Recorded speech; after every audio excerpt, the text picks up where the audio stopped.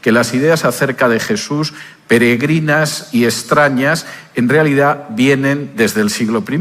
Recuerden que algunos de sus adversarios teológicos lo calificaban como samaritano, como endemoniado o como el que hacía un pacto con los demonios para expulsar a los demonios. Que se digan cosas extrañas acerca de Jesús, que la gente no sepa quién era Jesús, es algo que ha sucedido durante siglos y que solo ha añadido algunos aspectos en las últimas décadas de la historia. Yo quisiera detenerme en algunos de esos aspectos que se afirman continuamente en la prensa, en la radio, en la televisión, en documentales, en películas y que están totalmente desmentidos por la realidad histórica. Permítanme que me centre, aunque sean breves pinceladas, en algunos de esos aspectos en los próximos minutos. Por ejemplo, hay quien afirma que en realidad solo conocemos algo acerca de Jesús gracias a la Biblia porque no existe ninguna fuente histórica fuera de la Biblia que hable sobre Jesús. Falso, totalmente falso. De hecho, tenemos referencias a Jesús en historiadores clásicos romanos, como por ejemplo Suetonio, que nos cuenta en la vida del emperador Claudio, en los 12 Césares, cómo aproximadamente unos 10 años después de la muerte de Jesús, en Roma andaban disputando los judíos que creían que Jesús era el Mesías y los que no lo creían, y el emperador Claudio decidió: voy a solucionar esto echándolos a todos de Roma. Y el libro de los Hechos, por ejemplo, relata cómo Pablo conoció a Aquila y Priscila porque los habían expulsado de Roma, eran de esos judíos expulsados, y efectivamente sucedía porque aproximadamente 10, 12, 13 años después de la cruz, lo cierto es que los cristianos ya armaban suficiente bulla en la capital del imperio como para que los echaran.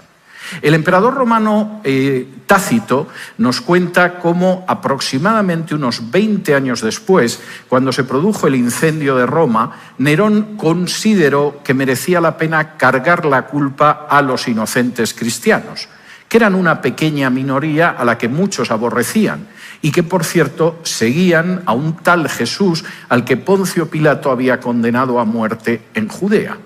Tácito, por supuesto, conocía quién era ese Jesús, conocía a sus seguidores, no le eran simpáticos, pero aún así señalaba que lo que había hecho Nerón con ellos era intolerable.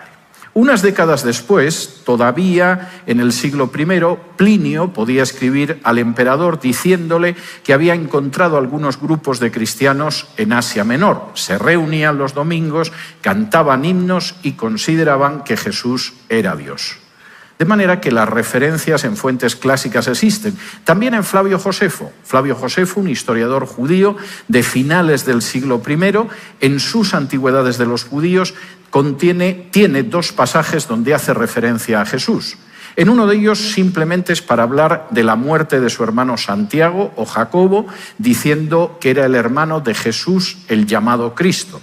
En otro de los pasajes desarrolla más las referencias a Jesús. Dice que era un hombre al que hacía milagros, al que siguió mucha gente, que las autoridades religiosas judías decidieron que había que darle muerte, que consiguieron que le dieran muerte, pero el movimiento no había terminado con su muerte, sino que los discípulos insistían en que se había aparecido después de muerto, había vuelto de los muertos, era el Mesías. Y de hecho, como dice Josefo, la tribu de los cristianos, que es como los denomina despectivamente, todavía existía a finales del siglo I, unos 60 años después de la cruz. Pero posiblemente entre las fuentes históricas más interesantes relacionadas con Jesús y fuera de la Biblia están las fuentes rabínicas. Son muy interesantes porque proceden de enemigos teológicos de Jesús. Miran a Jesús desde el otro lado de la trinchera y son herederos directos además de los fariseos. Es curioso que en esas fuentes se corroboran, aunque sea desde una perspectiva hostil, lo vamos a ver a lo largo de esta exposición, muchas de las afirmaciones contenidas en la Biblia. El Talmud no niega jamás que Jesús hiciera milagros, afirma que hacía milagros. pero insiste en que se debía a que era un hechicero, no porque fuera el Hijo de Dios o el Mesías. Y eso recuerda mucho esos pasajes de los evangelios en que escribas y fariseos reconocían que Jesús expulsaba demonios, pero decían, lo hace porque tiene un pacto secreto con el príncipe de los demonios. De manera que si alguien dice que no hay referencias fuera de la Biblia a Jesús, o es muy ignorante o es muy malicioso, porque existen docenas, docenas y docenas de referencias a Jesús en fuentes extrabíblicas y muchas veces adversarias del cristianismo. Hay quien dice también que las fuentes que se refieren a Jesús en el Nuevo Testamento no son fuentes fiables históricamente. Falso. Permítanme detenerme en esto, aunque en mi libro dedico bastantes páginas al respecto, pero de nuevo déjenme darles algunas pinceladas. De los evangelios, entre el siglo I y el siglo IV, nos han llegado más de 4.000 manuscritos totales o parciales. Alguno dirá, ¿y estos son muchos manuscritos, son pocos manuscritos? Es un número de manuscritos que no tiene comparación con ninguna obra, absolutamente ninguna, de la antigüedad. De la Guerra de las Galias, de Julio César, escrita en el siglo I a.C., y por supuesto ningún historiador dudaría de que es una fuente histórica y que lo que nos ha llegado es lo que escribió Julio César. La primera copia buena que tenemos está a 900 años de distancia. 900, una copia. De la República, del filósofo griego Platón, la primera copia que tenemos aceptable está a más de 1.200 años de distancia, una copia. Del Nuevo Testamento de los Evangelios tenemos más de 4.000 entre los siglos I y IV. Los Evangelios, además, son fuentes extraordinariamente cercanas a los hechos que narran. Por ejemplo, nuestra primera biografía de Mahoma es más de 200 años posterior a la vida de Mahoma. Nuestra primera vida de Buda es prácticamente medio milenio posterior a la vida de Buda. El primer manuscrito que tenemos de los Evangelios, el papiro Tide, relacionado con Mateo, es de los años 40 a 50 después de Cristo. Lo que revela el análisis paleográfico, estamos hablando de que Mateo circulaba por el Imperio Romano entre una década y dos después de la muerte de Jesús. Algunos han dicho con ironía que parece que Mateo, mientras Jesús moría en la cruz, ya estaba tomando notas para escribir su evangelio. Lo cierto es que la cercanía es enorme. En el caso de Lucas, la cercanía es poco más distante de la de Mateo. Sabemos que Lucas se escribió con toda certeza antes del año 62 después de Cristo. Como mucho estaría a 30 años de distancia de la vida de Jesús. Lo sabemos por razones que intentaré resumir. Ustedes saben que el libro de Lucas y el libro de los Hechos forman un díptico. Lucas escribe su evangelio dirigiéndolo al excelentísimo Teófilo, seguramente un funcionario romano interesado en saber algo más sobre Jesús, y después escribe el libro de los Hechos y ya llama a Teófilo directamente y sin títulos, lo que ha hecho pensar a muchos que posiblemente Teófilo se convirtió leyendo el Evangelio de Lucas y después tenía mucho interés en saber qué había pasado después del ascenso de Jesús a los cielos. El libro de los Hechos forzosamente se escribió antes del año 62. Es anterior al 70. Lucas no menciona en Hechos la destrucción de Jerusalén y la habría mencionado de haber sucedido cuando escribió el libro. Es anterior a los años 60 en que fueron martirizados Pedro y Pablo, cuyo martirio también Lucas hubiera relatado de haberse producido, y tiene que ser anterior al año 62 en que fue muerto, en que fue martirizado Santiago, el hermano de Jesús. Y además lo tremendo es que Lucas es de una exactitud verdaderamente pasmosa. En los 2 años que pasó junto a Pablo en Cesarea de Filipo, muy posiblemente tuvo posibilidad de hablar con testigos oculares de la vida de Jesús que le transmitieron datos que no conocemos nada más que a través de Lucas. Y además Lucas es un personaje de una exactitud meticulosa a la hora de las nomenclaturas, de los cargos en Asia Menor, en Europa, etc. Tanto que de hecho la arqueología lo que ha confirmado es que Lucas era muy exacto y no eran tan exactos otros historiadores romanos como Suetonio o Tácito. El Evangelio de Marcos es aceptado de manera prácticamente unánime como un evangelio escrito en la década de los 60. Estamos hablando quizá de 30 años de distancia con el final del ministerio de Jesús. Y es el evangelio de alguien que recoge el testimonio de un testigo ocular. Marcos fue el intérprete de Pedro y recoge las referencias oculares de Pedro. Si ustedes comparan textos de Marcos y de Mateo, Marcos es el que nos recuerda dónde exactamente estaba Jesús dormido cuando tuvo lugar la tempestad en el mar de Galilea. Os recuerda que la hierba en la que se recostó la gente el día de la multiplicación de los panes y los peces era una hierba verde. Está reproduciendo lo que escuchó a Pedro. En el caso de Juan, que es un texto que durante 1 siglo y pico se insistió en situar lejanísimamente en el siglo II, sabemos en estos días, gracias al hallazgo del papiro John Rylands, que como muy tarde se escribió en la década de los 90 del siglo I.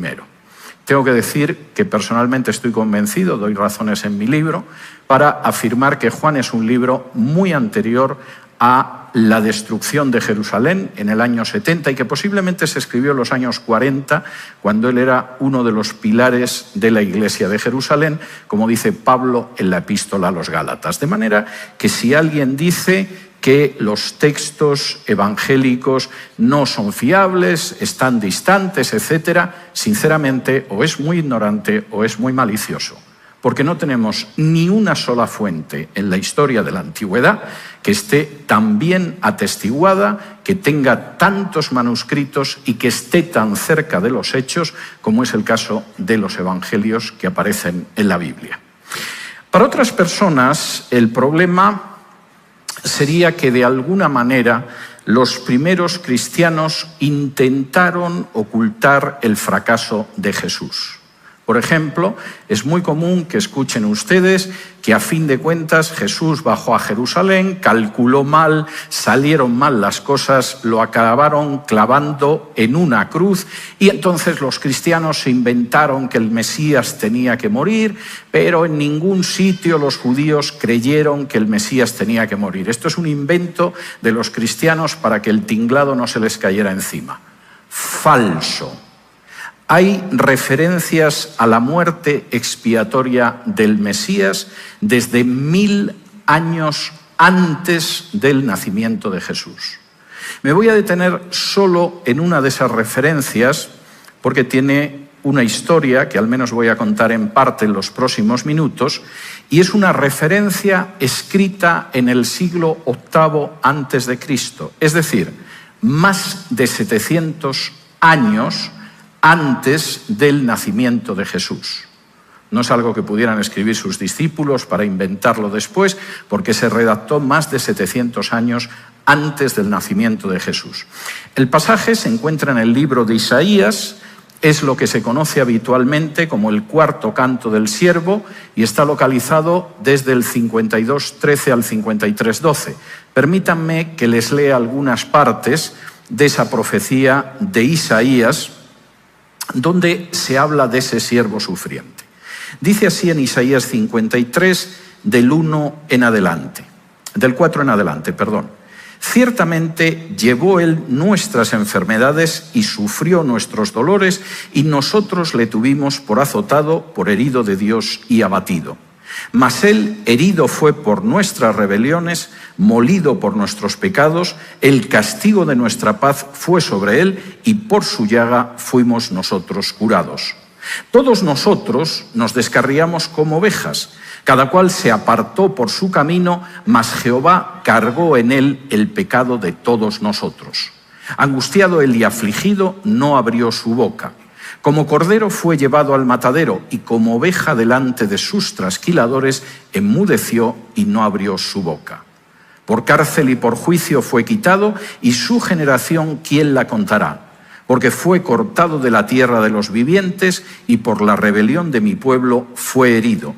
Y se dispuso con los impíos su sepultura, mas con los ricos fue en su muerte, aunque nunca hizo maldad ni hubo engaño en su boca. Con todo eso, Jehová quiso quebrantarlo, sujetándolo a padecimiento. Cuando haya puesto su vida en expiación por el pecado, verá linaje, vivirá por largos días, y la voluntad de Jehová será en su mano prosperada. En el siglo VIII a.C., Isaías describía lo que iba a ser la trayectoria del Mesías. Moriría por los pecados del pueblo de Israel. Por supuesto, la gente lo tendría por herido por el propio Dios. Sería un personaje que iría a la muerte como una oveja al matadero sin abrir la boca. Moriría con delincuentes, sin embargo su sepultura sería la sepultura de los ricos, y después de haber muerto en expiación por los pecados del pueblo, volvería a vivir, resucitaría. El texto es extraordinariamente sobrecogedor porque cuando uno lo compara con los datos que aparecen en los evangelios, evidentemente la imagen que refleja es exactamente la misma. Y por supuesto eso pretendían los cristianos del siglo I, pero también los judíos de siglos antes al nacimiento de Jesús. En el Targum de Isaías, el Targum era una paráfrasis de libros del Antiguo Testamento traducidos al arameo, porque ya el hebreo era una lengua litúrgica de la sinagoga, pero mucha gente no la entendía, su lengua era el arameo. En el Targum de Isaías, anterior en varios siglos a Jesús, se dice claramente que este pasaje de Isaías se refiere al Mesías. No es el pueblo de Israel, no es un tercer personaje, es el Mesías. En los documentos del Mar Muerto, de Qumran, que empiezan a redactarse en la segunda mitad del siglo II antes de Cristo, también las referencias una y otra vez son a que este pasaje está hablando de los sufrimientos del Mesías, no de los sufrimientos de Israel ni cosa parecida. Y como el pasaje realmente era tan parecido a lo que había sido la vida de Jesús, para los rabinos acabó siendo un auténtico problema. Rashi, una de las mentes rabínicas más brillantes de la Edad Media, decía que el problema más grave que encontraba con este dichoso pasaje de Isaías era que se parecía tanto al Mesías de los cristianos que lo mejor era no utilizarlo en las sinagogas. Podía llevar a la gente a conclusiones no deseadas. Otro rabino, el rabino José ben Caspi, que vivió a caballo entre el siglo XIII y el siglo XIV después de Cristo, advertía a los rabinos de lo siguiente: que aquellos que exponían esta sección relacionándola con el Mesías dan ocasión a los herejes, los cristianos, para interpretarla en relación con Jesús. De manera que no expongamos que aquí está hablando del Mesías, porque esto le da una puerta abierta a los que creen en Jesús para decir Jesús es el Mesías.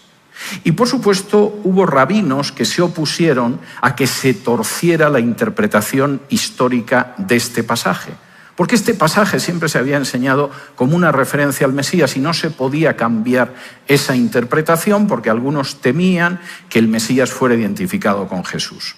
El rabino Rabbi Moshe Cohen Ib Crispin, escribiendo en el siglo XIII, decía lo siguiente, cito del texto reproducido en mi libro Más que un rabino: esta profecía fue entregada por Isaías siguiendo el mandato divino con el propósito de hacer que conociéramos algo sobre la naturaleza del futuro Mesías que va a venir y a libertar a Israel. De tal manera que si alguien se alzara clamando que es el Mesías, podamos reflexionar y contemplarlo para ver si podemos observar en él cualquier semejanza con los rasgos descritos aquí. Si existe semejanza, entonces podemos creer que Él es el Mesías, nuestra justicia, pero si no, no podemos hacerlo. Lo que este rabino del siglo XIII decía es tremendo. La prueba de toque para saber si alguien que dice que es el Mesías es que cumpla lo que dice Isaías 53. Y si efectivamente lo cumple, tenemos que creer que es el Mesías y si no, rechazarlo como Mesías. No deja de ser significativo que el único personaje en la historia que vivió lo que se describe en Isaías 53 fuera Jesús. De manera que si alguien dice que la muerte de Jesús no tenía nada que ver con las esperanzas de los judíos y que era simplemente una interpretación lo del Mesías que iba a morir para que no se cayera el tinglado del cristianismo que se iniciaba, o es muy ignorante o es muy malicioso.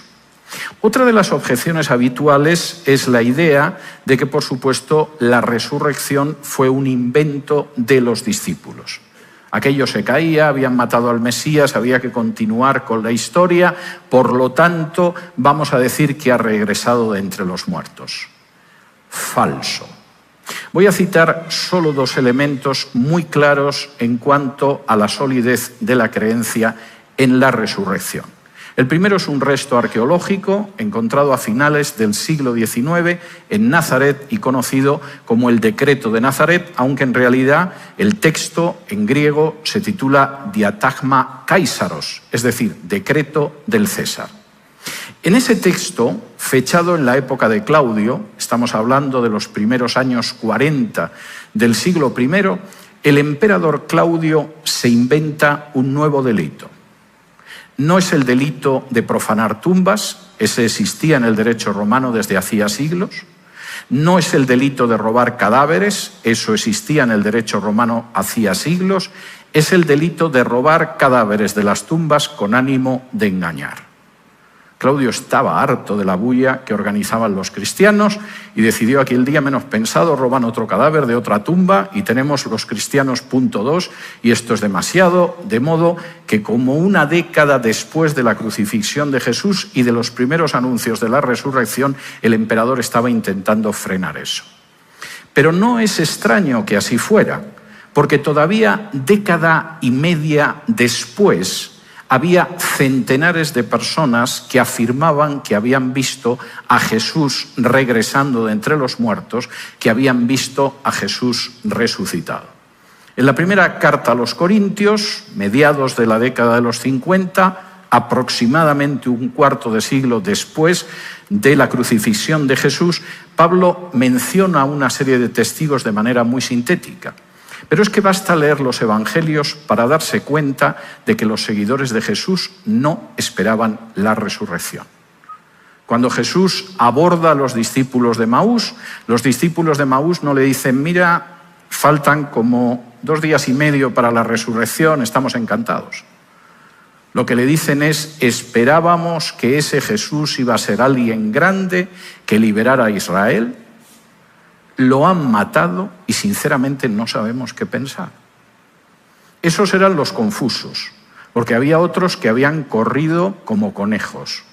Los discípulos más cercanos estaban todos escondidos. No esperaban la resurrección. Pilato había ordenado la crucifixión de Jesús y ya se sabe cómo son los romanos. Lo mismo le cogen el gusto a crucificar y después de Jesús van siguiendo con nosotros, de modo que todos se escondieron. Las propias mujeres que fueron a la tumba de Jesús no esperaban encontrarse la tumba vacía. Iban a terminar de ungir a un cadáver al que habían tenido que ungir deprisa y corriendo antes de que comenzara el Shabbat. Cuando María Magdalena vio la tumba vacía y en medio de la oscuridad del amanecer vio a otra persona cerca, lo que le preguntó es, si te has llevado el cadáver, dime dónde te lo has llevado. Solo cuando de pronto esa presencia le dice, María, ella identifica la voz y dice, Señor. Pero por supuesto no lo esperaban. No fue la fe la que inventó las apariciones. Fueron las apariciones de Jesús resucitado la que provocó la fe de personas que no creían que pudiera producirse la resurrección ni la esperaban. Incluso la fe de gente que había sido incrédula en la época de Jesús. Pablo recoge entre la gente que fue objeto de una aparición de Jesús a su hermano Santiago o Jacobo. El que era incrédulo, como todos los hermanos de Jesús, cambió de opinión cuando vio a Jesús volviendo de entre los muertos y acabó convertido en una de las columnas de la iglesia de Jerusalén. Incluso enemigos directos de Jesús, como un fariseo llamado Saulo, que había contemplado con placer cómo apedreaban a Esteban y que había sacado a hombres y mujeres de las casas para llevarlos prisioneros y que había pedido cartas al sumo sacerdote para perseguir a los seguidores de Jesús, incluso en Damasco, cambió radicalmente. Pero cambió porque Jesús se le apareció en el camino de Damasco. Cualquiera que diga que no existe ninguna base para la resurrección, que fue una invención de los cristianos para que aquello se cayera, desconoce lamentablemente las fuentes y es muy ignorante o sinceramente es muy malicioso. Porque las fuentes no nos enseñan a gente histérica reunida en un lugar a la espera de que aparezca el resucitado, sino a gente que se pregunta cómo ha podido fracasar todo, qué ha sucedido exactamente y que desde luego no esperan encontrarse con Él. Es el encuentro con Él el que les hace creer en su resurrección. No es la creencia en la resurrección la que les hace pensar que está ahí. Y esto es enormemente importante. Último aspecto que me parece interesante, la idea de la segunda venida de Jesús. Por supuesto, para los críticos esto simplemente es una invención de los primeros cristianos. A Jesús le salieron mal las cosas, calculó pésimamente, lo crucificaron y entonces los seguidores deseosos de que aquello continuara empezaron a decir que había anunciado que volvería otra vez, pero Jesús jamás dijo eso. Es curioso que las fuentes hostiles, rabínicas, afirman que sí lo dijo. Por ejemplo, en el Midrash y el Amdenu se contiene dos afirmaciones muy interesantes acerca de Jesús por parte de gente que no solo no creía en él, sino que eran adversarios teológicos. Dice así, hablando de Jesús: intentaba hacerse Dios a sí mismo para que el mundo entero fuera por mal camino. La idea de que Jesús afirmaba su divinidad no es una invención de los cristianos que entraron del paganismo en la zona helénica del imperio, no. Los propios adversarios de Jesús decían, claro que se hacía Dios a sí mismo, y además lo hacía para que la gente fuera por mal camino. Y a continuación dicen por qué a su juicio no podía ser Dios. Y dice así: si él dice que es Dios, Jesús, es un embustero y miente. ¿Por qué? Porque dijo que marcharía y volvería finalmente, lo dijo y no lo hizo. Los propios rabinos reconocían que efectivamente Jesús dijo que marcharía y regresaría, pero como no ha regresado, evidentemente miente, y si miente, no puede ser Dios. La cuestión es que la enseñanza en dos venidas del Mesías es anterior en siglos al nacimiento de Jesús.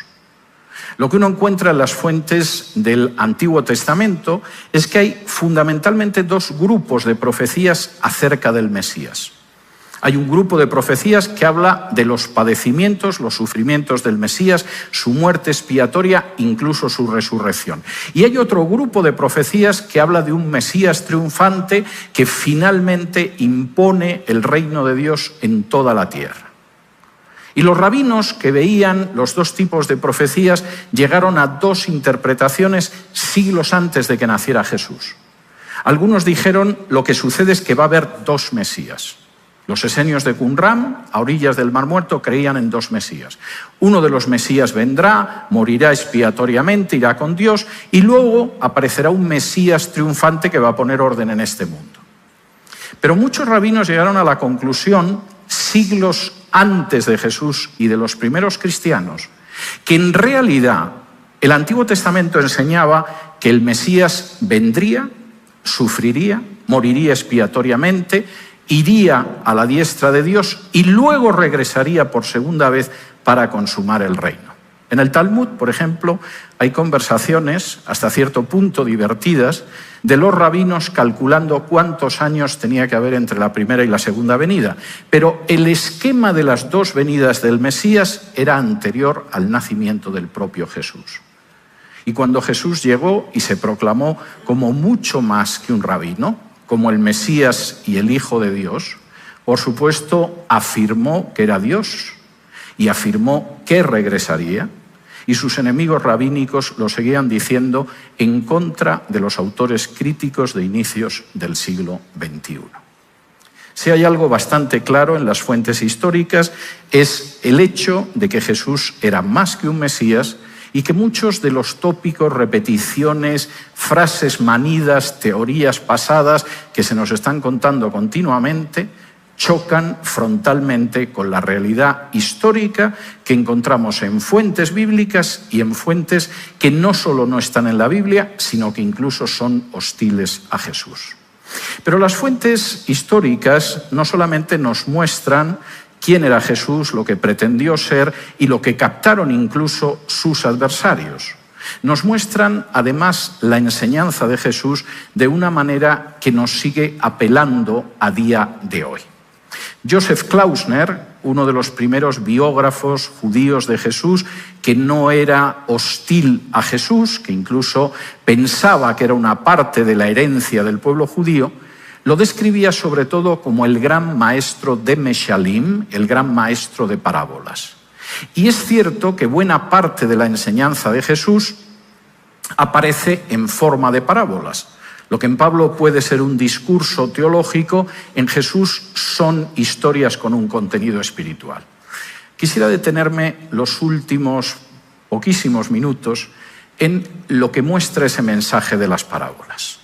Primero, la imagen que Jesús da del género humano como individuos y como colectivo no es simpática ni agradable. Somos como una oveja que se ha descarriado y que como no venga a buscarla el pastor, ella es absolutamente incapaz de regresar al redil y la devorarán las fieras, Dios sabe en qué parte del camino.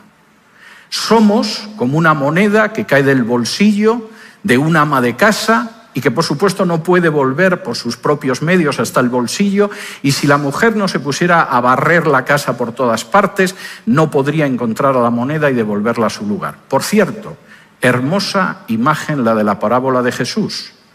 Dios en busca de los pecadores es como una mujer que barre en casa. Las feministas crucificarían a Jesús ahora mismo tan solo por eso. También la imagen es la imagen de un hijo estúpido, derrochón, torpe, que recibe la herencia de su padre, que se la gasta de la manera más tonta y que en un momento determinado, como vive peor que los cerdos, literalmente, dice, bueno, voy a volver a casa a ver si mi padre por lo menos me deja ser uno de sus jornaleros. Y cuando vuelve, su padre celebra un festín porque su hijo muerto ha vuelto a la vida. En primer lugar, la imagen de Jesús es muy clara. Ninguno de nosotros, por méritos, por obras, por ceremonias, por pertenecer a un club religioso, por sacramentos, por lo que se quiera, somos capaces de salir de nuestro estado de perdición. Todos y cada uno de nosotros estamos perdidos de manera total y absoluta sin que podamos hacer nada, salvo con la esperanza de que efectivamente Dios ha venido a buscarnos a través de Jesús. Y es interesante que la manera en que uno recibe esto o rechaza esto también aparece expresada por Jesús en parábolas. Volvamos a esa parábola mal llamada del hijo pródigo, porque en realidad tendría que llamarse la imagen del padre bueno, la parábola del padre bueno o la parábola de los dos hijos. Porque la parábola del hijo pródigo habla de dos hijos y esto se suele pasar por alto. Es más, está dividida como si fueran dos actos de una obra teatral. En el primer acto vemos al hijo, absoluta calamidad, que sin embargo, porque decide arrojarse a los pies del padre, es acogido y entra en un banquete. Pero en la segunda parte aparece el hijo convencido de su autojusticia. Él es bueno y no como ese. Él es mucho mejor que ese. Él sí tiene derecho a un banquete y no ese. Y tú, papá, eres injusto. Porque en vez de darte cuenta de lo bueno que yo soy, recibes a uno que es mucho peor que yo. Es curioso, pero Jesús acaba la parábola diciendo que aquel que se dio cuenta de hasta qué punto era un desastre y acudió a su padre, entró en el banquete. Y el que pensaba que era inmensamente justo, bueno y maltratado por su padre injusto, se quedó fuera de la fiesta. Eso es lo mismo que aparece en otra de las parábolas de Lucas apenas unos capítulos después, la parábola del fariseo y el publicano. Dos hombres bajaron a orar al templo. Uno era un fariseo. El fariseo se colocó en la primera fila del altar, el publicano estaba al fondo. Y el fariseo hablaba consigo mismo, se ve que le gustaba escucharse, y de entrada dejó claro que él era mejor. Yo no soy un ladrón, yo no soy un adúltero, yo no soy como esa basura humana que hay al fondo del templo, ese publicano que no sé cómo le dejan entrar aquí. Pero aparte de que soy muy superior espiritualmente, Dios, tienes que reconocer que yo hago cosas que tú es que ni siquiera has pedido. La ley dice que hay que ayunar una vez al año, el día de Yom Kippur. Yo ayuno 2 veces por semana, o sea, más de 100 veces lo que tú pides. Es que es difícil ser mejor que yo, Señor. Y por supuesto la ley habla de un diezmo trianual que se distribuye cada uno de los 3 años con distintos fines, etc. Yo diezmo todo, Señor. Me pongo a diezmar y me quedo solo. El publicano tenía una visión distinta. En la última fila no se atrevía a levantar la cara y decía: Dios mío, soy un pecador, sé propicio a mí, ten compasión de mí. Yo sé que no tengo ningún mérito, sé que soy pecador, sé que no puedo presentar nada ante ti y me arrojo a tus pies para que tú me seas propicio. Y Jesús dice que ese hombre bajó a su casa justificado y el fariseo no bajó justificado. Como en el caso de los 2 hijos, de la parábola de los 2 hijos, uno entró en el banquete porque reconoció la realidad y otro se quedó fuera del banquete porque era tan bueno que cómo iba a aceptar la realidad. Esto es lo que hace que hablar acerca de Jesús sea distinto a hablar de otros personajes históricos. Es entretenido hablar de Washington o hablar de Cristóbal Colón o hablar de Simón Bolívar, pero afecta muy poco a nuestra vida. Si acaso podemos reflexionar lo que pasó y podría haber sucedido y nuestra vida sería diferente, pero no hay más. La diferencia con Jesús es que hoy en día sigue diciendo lo mismo que decía hace casi 2 milenios. Todos y cada uno de nosotros somos como una oveja que se descarrió y no tiene la menor idea de volver al redil. Somos como una moneda que se extravió y vamos, ni loca va a subir la pierna de su señora para meterse en el bolsillo. Y somos como un hijo absolutamente desastroso que vive peor que los cerdos porque no se ha dado cuenta de cómo es su Padre amoroso. Y entonces, como ahora, el mensaje de Jesús es el mismo. Para todas aquellas personas que reconocen que son pecadores como el publicano o como el hijo, que comprenden que no pueden redimirse a sí mismas, existe la posibilidad de arrojarse a los pies de Dios y recibir por fe el sacrificio del Mesías siervo en la cruz y entrar en el banquete. Y para todos aquellos que insistan en lo buenos, bondadosos, superiores a los demás, extraordinarios que son, lo único que queda es la amargura de que al final se quedarán a las puertas del banquete, pero nunca entrarán en él. Y eso es ni más ni menos así por la sencilla razón de que Jesús fue, es y será más que un rabino. Que el Señor los bendiga.